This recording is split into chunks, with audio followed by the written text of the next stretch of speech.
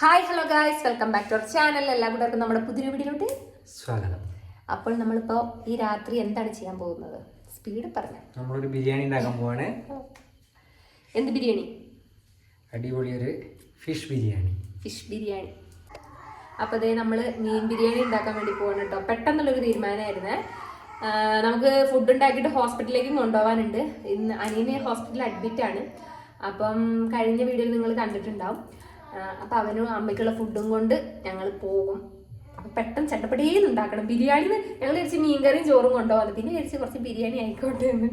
അങ്ങനെ ഏട്ടൻ്റെ വെളുത്തുള്ളി എല്ലാം നന്നാക്കുന്നുണ്ട്. മോനെ കൊണ്ട് നോക്ക്.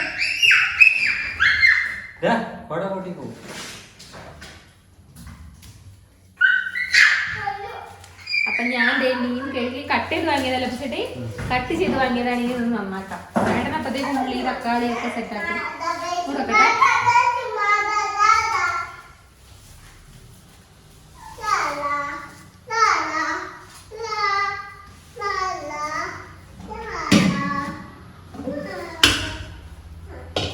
അങ്ങനെ ഞാനിതേ മീനെല്ലാം ചട്ടിയിലേക്ക് തട്ടിക്കൊടുക്കുന്നുണ്ട് കേട്ടോ. നല്ല വലിപ്പമുള്ള മീനായിരുന്നു. മീനിൻ്റെ പേര് ഞാൻ മറന്നുപോയി ഗൈസ്. തല അടക്കണ്ടായിരുന്നു കേട്ടോ. തലയും നല്ല വലിപ്പമുണ്ടേ. മീൻ കറിയും ചോറും കൊണ്ടുപോകാൻ ആദ്യം വിചാരിച്ചത്. പിന്നെ ആ തീരുമാനം അങ്ങോട്ട് മാറ്റി ചെറുതായിട്ട് മീൻ ബിരിയാണി അങ്ങോട്ട് തട്ടിക്കൂട്ടാന്ന് വിചാരിച്ചു. അങ്ങനെ ഇനി മീനെല്ലാം നന്നായിട്ടൊന്ന് കഴുകിയെടുക്കട്ടെ. ഏട്ടനുണ്ടെങ്കിൽ എന്തായാലും കുക്ക് ചെയ്യുന്ന സമയത്ത് എന്നെ സഹായിക്കാൻ വരാറുണ്ട് കേട്ടോ. ഇനി പ്രത്യേകിച്ച് ബിരിയാണിയോ കപ്സയോ മന്തിയോ നമ്മൾ അങ്ങനെ എന്തുണ്ടാക്കുകയാണെങ്കിലും ആൾ വന്ന് നന്നായിട്ട് ഹെൽപ്പ് ചെയ്തോളും. അങ്ങനെ സവാളയും വെളുത്തുള്ളി ഇഞ്ചി പച്ചമുളക് അങ്ങനെ വേണ്ട സാധനങ്ങളെല്ലാം ഏട്ടൻ നന്നാക്കി തരുന്നുണ്ട്. ഇനി നമുക്ക് മീനിലേക്ക് വേണ്ടിയുള്ള മസാല എല്ലാം തേച്ച് മീൻ കുറച്ച് നേരം റെസ്റ്റ് ചെയ്യാൻ വെക്കണം. റെസ്റ്റ് ചെയ്യാൻ സമയം കിട്ടുമെന്നൊന്നും അറിയില്ല. മഞ്ഞൾപ്പൊടിയും മുളക് പൊടിയും കുറച്ച് കുരുമുളക് പൊടി അതുപോലെ തന്നെ ആവശ്യത്തിന് ഉപ്പും കുറച്ച് ചെറുനാരങ്ങ നീരും കൂടെ ഒഴിച്ചിട്ട് നമ്മൾ നന്നായിട്ട് മിക്സ് ചെയ്തെടുക്കുക. കുറേ നേരം മീൻ റെസ്റ്റ് ചെയ്ത് വെക്കാനൊന്നും സമയം നമുക്കില്ല കേട്ടോ. കാരണം ഈ ബിരിയാണി ആയിട്ട് ഹോസ്പിറ്റലിൽ കൊണ്ടുപോയിട്ട് വേണം അവർക്ക് വല്ലതും കഴിക്കാൻ വേണ്ടിയിട്ട്. അങ്ങനെ നമ്മൾ മസാല എല്ലാം തേച്ച് പിടിപ്പിച്ച് മീൻകുട്ടന്മാരങ്ങോട്ട് മാറ്റി വെച്ചു. ഇനി നമ്മൾ റൈസിനുള്ള പരിപാടിയാണ്. അങ്ങനെ അളന്ന് നോക്കണം കേട്ടോ. സവാള കുറച്ച് ഞാൻ അരിഞ്ഞു കേട്ടോ. അതാണ് ഇങ്ങനെ കരഞ്ഞുകൊണ്ടിരിക്കുന്നത്. ഏട്ടൻ പിന്നെ പച്ചമുളക് ഇഞ്ചി വെളുത്തുള്ളി അതെല്ലാം മിക്സിയിലിട്ട് അരച്ചെടുക്കാൻ വേണ്ടി പോവാണ്. പിന്നെ നമ്മുടെ പച്ചമുളക് എന്ന് പറയാൻ പറ്റില്ല, ചുവന്ന മുളക് ആയിട്ടുണ്ട് കേട്ടോ. അധികം അങ്ങോട്ട് ഉണങ്ങിയിട്ടും ഇല്ല, എന്നായിട്ട് പച്ചമുളക് നിന്ന് അങ്ങോട്ട് മാറിയും പോയി. അതുകൊണ്ട് നമ്മൾ പച്ചമുളകും ഇഞ്ചിയും വെളുത്തുള്ളിയും കൂടെ ചതച്ചതിന് ഈ ഒരു കളറായിപ്പോയി, ഒരു ചുവന്ന കളറായി പോയിട്ടുണ്ട്. പിന്നെ തക്കാളി സവാള എല്ലാം ഇവിടെ സെറ്റായിട്ടുണ്ട്.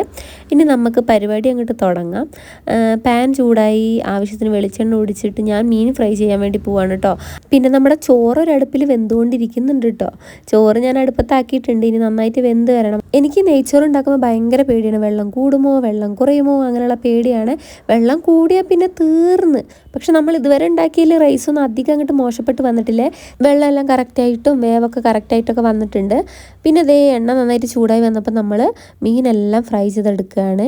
മീനെല്ലാം അങ്ങോട്ട് നിരത്തി അങ്ങോട്ട് ഇട്ട് കൊടുത്തിട്ടുണ്ട് കേട്ടോ. ഏട്ടനും കൂടെ അടുക്കളയിലുണ്ടെങ്കിൽ കുറേ കഥകളെല്ലാം പറഞ്ഞിട്ട് പണികളൊക്കെ വേഗം അങ്ങോട്ട് തീരുവേ. ഏട്ടൻ തന്നെ പകുതി മുക്കാലും ജോലികൾ അങ്ങോട്ട് ചെയ്തോളും. ഏട്ടൻ മല്ലിച്ചപ്പും പൊതിനയിലും എല്ലാം അരിഞ്ഞുകൊണ്ടിരിക്കുന്നുണ്ട് കേട്ടോ. അടുക്കളയിൽ ഒന്നും ചെയ്യാൻ സഹായിച്ചില്ലെങ്കിലും അടുത്തുണ്ടാകുന്നത് എനിക്ക് ഭയങ്കര ഇഷ്ടമുള്ളൊരു കാര്യമാണ്. എല്ലാ ഭാര്യമാരും അത് ആഗ്രഹിക്കുന്നുണ്ടാവുമെന്ന് എനിക്ക് തോന്നുന്നു. കാരണം നമ്മളിങ്ങനെ കുറേ കഥകളെല്ലാം പറഞ്ഞ് പതുക്കെ നമ്മൾ കുക്ക് ചെയ്യുമ്പോൾ നമ്മളെടുത്ത് ഭർത്താക്കന്മാരുണ്ടെങ്കിൽ നല്ല രസമാണല്ലോ. പിന്നെ ഏട്ടനാണെങ്കിൽ കുക്ക് ചെയ്യുന്ന സമയത്ത് സഹായിക്കുകയും ചെയ്തോളും. അങ്ങനെ മീനെല്ലാം നമ്മൾ ഏകദേശം ഫ്രൈ ചെയ്തെടുത്തിട്ടുണ്ട്. റൈസ് അപ്പോഴത്തേക്കും സെറ്റായി കിട്ടിയിട്ടുണ്ട്. നമ്മൾ വിചാരിച്ച പോലെ നല്ല രീതിയിൽ റൈസ് സെറ്റായി കിട്ടിയിട്ടുണ്ട്. പിന്നെ മീനൊരു പാത്രത്തിലേക്ക് മാറ്റി ഞാനും ഏട്ടനൊന്നും മുഖം കാണിച്ചതാണ്. ഏട്ടനാകെ വിയർത്തിട്ടുണ്ട് കേട്ടോ. പാവം, നന്നായിട്ട് കഷ്ടപ്പെട്ടു ഗൈസ്. മീൻ വറുത്ത എണ്ണയിലേക്ക് തന്നെ നമ്മൾ സവാളയും വെളുത്തുള്ളി ഇഞ്ചിയും പച്ചമുളകും ചതച്ചതെല്ലാം ഇട്ട് നന്നായിട്ട് വഴറ്റി കൊടുത്തു. പിന്നെ മഞ്ഞൾപ്പൊടി മല്ലിപ്പൊടി കുറച്ച് ഗരം മസാല കുരുമുളക് പൊടി മുളക് പൊടി നമ്മൾ കുറച്ച് ഇട്ടിട്ടുള്ളൂ കേട്ടോ, ഒരു പേരിന്. അതെല്ലാം ഇട്ടിട്ടാണ് ഉള്ളി വഴറ്റിയെടുത്തിട്ടുള്ളത്. ഉള്ളി വഴണ്ട് വന്നപ്പോൾ തക്കാളിയും കൂടെ ഇട്ട് കൊടുത്തിട്ട് അതും വഴറ്റിയെടുക്കുകയാണ്. കുറച്ച് ഉപ്പും കൂടെ ചേർത്ത് കൊടുത്തിട്ടുണ്ട് കേട്ടോ. അധികം മസാലകളൊന്നും നമ്മൾ ചേർത്തിട്ടില്ല, ഒക്കെ കുറച്ച് ഇട്ടിട്ടുള്ളൂ. സമയം വൈകുന്നതുകൊണ്ട് തന്നെ തക്കാളി വഴണ്ട് കിട്ടാത്തതുകൊണ്ട് ഞാൻ നല്ലോണം കുത്തി ഉടച്ച് നോക്കുന്നുണ്ട്, ഒന്ന് അങ്ങനെയെങ്കിലും ഒന്ന് വഴണ്ട് കിട്ടാൻ വേണ്ടിയിട്ട്. പിന്നെ അതിലേക്ക് കുറച്ച് ഇലകളൊക്കെ ചേർത്ത് കൊടുത്തു. നമ്മളെ മല്ലിയിലയും പുതിനയിലല്ലേ അത് ചേർത്ത് കൊടുത്തു. അങ്ങനെ തക്കാളി ഒന്ന് വഴണ്ട് വന്നു, ഇലകളൊക്കെ ഒന്ന് വഴണ്ട് വന്നപ്പോൾ അതിലേക്ക് നമ്മൾ ആവശ്യത്തിന് തൈരും കൂടെ ഒഴിച്ചു കൊടുത്തിട്ടോ. ഇനി തൈരും കൂടെ ഇട്ടിട്ട് നന്നായിട്ട് അങ്ങോട്ട് മിക്സ് ചെയ്തെടുക്കാം. അങ്ങനെ ഇവിടെ നമ്മളെ മസാല ഏകദേശം സെറ്റ് ആയി കിട്ടിയിട്ടുണ്ട്. ഈ സമയത്ത് നമുക്ക് ആവശ്യത്തിന് വേണ്ട ഉപ്പൊക്കെ ഒന്ന് ടെസ്റ്റ് ചെയ്ത് നോക്കാം കേട്ടോ. കൂടുതലാണെങ്കിൽ കുറയ്ക്കാനൊരു വഴിയുമില്ല, കുറവാണ് കൂട്ടാൻ കുറച്ചും കൂടെ അങ്ങോട്ട് ഇട്ട് കൊടുക്കുക. ചേച്ചി ഈ ബിരിയാണിയിൽ എന്തൊക്കെയോ കുറവുണ്ടല്ലോ, ഞങ്ങൾ ഇങ്ങനെയൊന്നുമല്ലല്ലോ ഉണ്ടാക്കാറെന്നൊക്കെ ചിലപ്പോൾ കമൻറ്റ് വരാൻ സാധ്യതയുണ്ട്. എനിക്കറിയുന്ന പോലെ ഞാൻ തട്ടിക്കൂട്ടുന്ന ബിരിയാണിയാണ് ഗൈസ്, എല്ലാവരും ഒന്ന് ക്ഷമിക്കുക കേട്ടോ. മീൻ ബിരിയാണി അടിപൊളിയാകാൻ എന്തൊക്കെ ചേർക്കണമെന്ന് അറിയുന്നവരുണ്ടെങ്കിൽ കമൻറ്റ് ചെയ്തോ, അടുത്ത ടൈം ഞാൻ ട്രൈ ചെയ്ത് നോക്കിക്കോളാം. ഇതിങ്ങനെ അങ്ങോട്ട് പോട്ടെ. പിന്നെ നമ്മൾ കുറച്ചുകൂടെ എന്താ പറയുക മല്ലിച്ചപ്പും പുതിനയിലെല്ലാം ഇട്ട് കൊടുത്തു. അങ്ങനെ മസാല എല്ലാം ഇവിടെ റെഡി ആയിട്ടുണ്ട്. ഇനി ഇതിലേക്ക് നമ്മുടെ വറുത്ത് വെച്ച മീനില്ലേ അതങ്ങോട്ട് നിരത്തി വെക്കാം കേട്ടോ. എനിക്കിങ്ങനെ കാണുമ്പോൾ തന്നെ നല്ല ഭംഗി തോന്നുന്നുണ്ട്. അങ്ങനെ അത് നിരനിരയായി നമ്മൾ നിരത്തി വെച്ചു. തല നമ്മൾ വറുത്തിട്ടുണ്ടായിരുന്നേ, വറുത്തങ്ങ് മാറ്റി വെച്ചു. ബിരിയാണിയിൽ ഇട്ടിട്ട് വെറുതെ കുഴയ്ക്കുന്നില്ല, തല വെറുതെ ഒറ്റയ്ക്ക് ഞാനിരുന്ന് അങ്ങോട്ട് കഴിച്ചോളും. അങ്ങനെ തല വേറെ മാറ്റി വെച്ചിട്ടുണ്ട്. അങ്ങനെ കുറച്ച് നേരം നമ്മളതങ്ങനെ മൂടി വെച്ചിട്ടൊന്ന് ലോ ഫ്ലെയിമിലിട്ട് ഒന്നും കൂടെ അങ്ങനെ വേവിച്ചെടുത്തിട്ടോ. മീൻ നന്നായിട്ട് വെന്തിരിക്കണം, എന്നാലും ആ മീൻ പൊരിച്ചതിൻ്റെയൊക്കെ എല്ലാം ഒന്ന് ആ മസാലയിലേക്കും കൂടെ ഇറങ്ങട്ടെ എന്ന് വിചാരിച്ചിട്ട് കുറച്ച് നേരം അടച്ച് വെച്ച് വേവിച്ചു. അങ്ങനെ നമ്മളുടെ മസാല സെറ്റ്. ഇനി റൈസിലേക്ക് ഇതങ്ങോട്ട് മിക്സ് ചെയ്യുക കേട്ടോ. അപ്പോൾ മീൻ നമ്മൾ മസാല അടിയിലേക്ക് ഇട്ടിട്ട് റൈസ് ഇട്ട് കൊടുത്തതാണ്. പിന്നെ അതിൻ്റെ മുകളിൽ നമ്മുടെ ഉള്ളി കുറച്ചിങ്ങനെ വറുത്ത് കോരി എടുത്തത് ഇട്ട് കൊടുത്തു. അണ്ടിപ്പരിപ്പ് മുന്തിരി ഉണ്ടെങ്കിൽ നമ്മളത് വെറുതെ ഇട്ടിട്ടില്ല കേട്ടോ, വേറെ ഒന്നും കൂടെ അത് ഇട്ടാലും ആരും കഴിക്കാറില്ല. അതിങ്ങനെ മാറ്റി മാറ്റി വെക്കും, പിന്നെ എന്തിനാ വെറുതെ അതിലേക്ക് ഇടുന്നത്, അതുകൊണ്ട് അതങ്ങനെ ഇട്ടിട്ടില്ല. അങ്ങനെ നമ്മൾ ബിരിയാണി മൂടി അങ്ങോട്ട് മാറ്റി വെച്ച് കുറച്ച് നേരത്തെ അങ്ങനെ ഇരിക്കട്ടെ. അപ്പോഴത്തേക്ക് ഏട്ടൻ്റെ ഇവിടെ പാത്രങ്ങളൊക്കെ കഴുകാൻ വേണ്ടി തുടങ്ങിയിട്ടുണ്ട്. ചേട്ടനെ കൊണ്ട് പണിയെടുപ്പിക്കുകയാണോ ചേച്ചി എന്ന് പലരും ഇപ്പോൾ ചിന്തിക്കും. ഞാൻ പറഞ്ഞെടുപ്പിക്കുന്നതല്ല കേട്ടോ. ആൾ കിച്ചണിൽ കയറിയിട്ടുണ്ടെങ്കിൽ എന്തെങ്കിലുമൊക്കെ കുക്ക് ചെയ്യാൻ സഹായിച്ചിട്ടുണ്ടെങ്കിൽ കൈയോടെ പറ്റുന്ന ജോലികളെല്ലാം ആൾ ചെയ്യും. അങ്ങനെ നമ്മളെ ബിരിയാണി പാത്രം അങ്ങോട്ട് തുറന്നിട്ടുണ്ടായി. ഇനി മിക്സിങ് പരിപാടിയാണ് കേട്ടോ. നമ്മൾ കുറേ നേരമൊന്നും വെച്ചില്ല, കാരണം ഇപ്പം തന്നെ ലേറ്റ് ആയിട്ടുണ്ട്.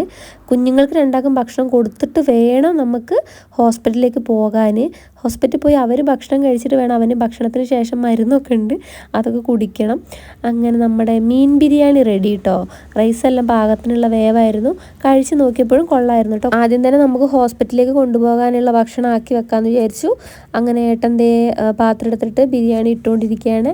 ബിരിയാണിയും പിന്നെ നമ്മൾ ചള്ളാസും കൂടെ സെറ്റാക്കിയിട്ടുണ്ട് കേട്ടോ. ചള്ളാസ് എന്ന് പറയുന്നത് നമ്മളെ തൈരില്ലേ സാലഡ്, അതാണ് ഇവിടെ ചള്ളാസ് എന്നൊക്കെ പറയും അതിന്. അങ്ങനെ മീൻ ബിരിയാണി എല്ലാം നമ്മൾ ആക്കിയിട്ടുണ്ട്.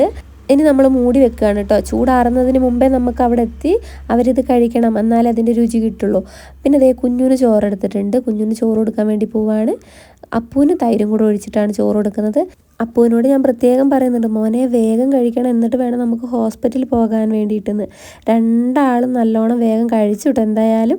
പിന്നെ നന്നായിട്ട് വിശന്നിരുന്നു തോന്നുന്നു. ബിരിയാണി പിന്നെ രണ്ടാൾക്കും ഭയങ്കര ഇഷ്ടമാണ്. അങ്ങനെ നമ്മുടെ തട്ടിക്കൂട്ട് ഫിഷ് ബിരിയാണിയും സാലഡും എല്ലാം റെഡി ആയിട്ടുണ്ട്. ഹോസ്പിറ്റലിലേക്കുള്ള സാലഡും കൂടെ ഒരു പാത്രത്തിൽ എടുത്തിട്ടുണ്ട്. അങ്ങനെ നമ്മൾ രാത്രി ലിയോ ഹോസ്പിറ്റലിലേക്ക് വന്നു. മേലോട്ട് ഞാൻ മാത്രമാണ് പോകുന്നത് കേട്ടോ. അങ്ങനെ അനിയനും അമ്മയ്ക്കുള്ള ഭക്ഷണം കൊടുത്തു. ഇന്നത്തെ വീഡിയോ വിശേഷത്തിലുള്ള പുതിയ